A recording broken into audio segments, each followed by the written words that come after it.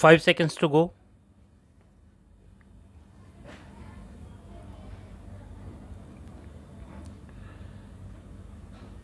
Start.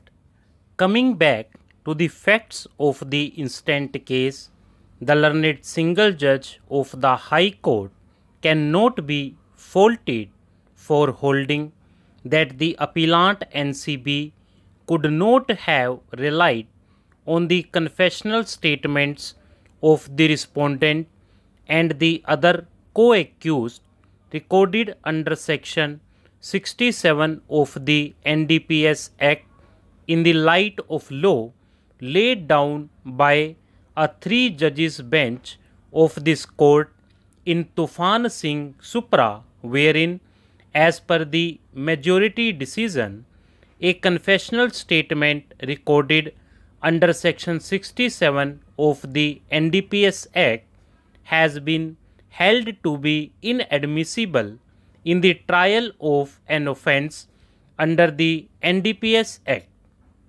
Therefore, the admissions made by the respondent while in custody to the effect that he had illegally traded in narcotic drugs will have to be kept aside.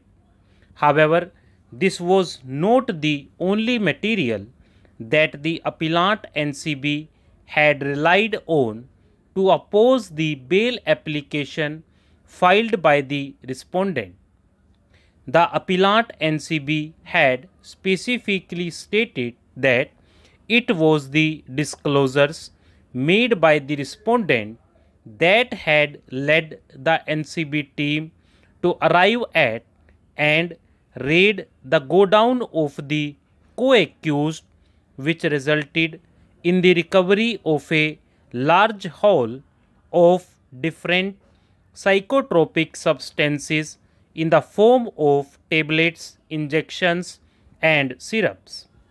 Counsel for the appellant NCB had also pointed out that it was the respondent who had disclosed the address and location of the co-accused who was arrested later on, and the CDR details of the mobile phones of all co-accused, including the respondent herein, showed that they were in touch with each other.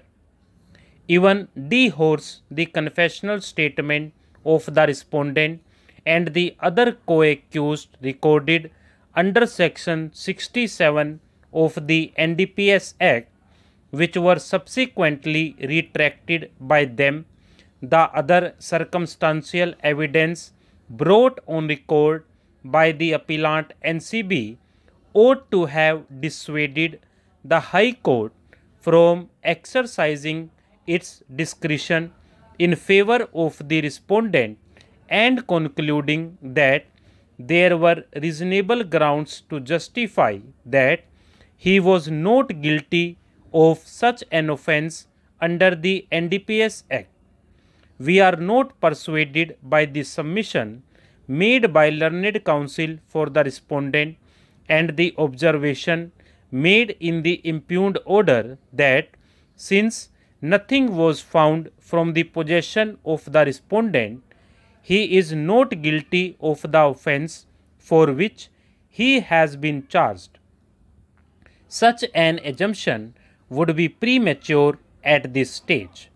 In our opinion, the narrow parameters of bail available under section 37 of the Act have not been satisfied in the facts of the instant case. At this stage, it is not safe to conclude that the respondent had successfully demonstrated that there are reasonable grounds to believe that he is not guilty of the offence alleged against him for him to have been admitted to bail. The length of the period of his custody or the fact that the charge sheet has been filed and the trial has commenced are by themselves not considerations that can be treated as persuasive grounds for granting relief to the respondent under Section 37 of the NDPS Act. As a result of the aforesaid discussion, the present appeals are allowed and the impugned order releasing the respondent on post-arrest bail is quashed and set aside. The bail bonds of the respondent are cancelled and he is directed to be taken into custody forthwith. Stop.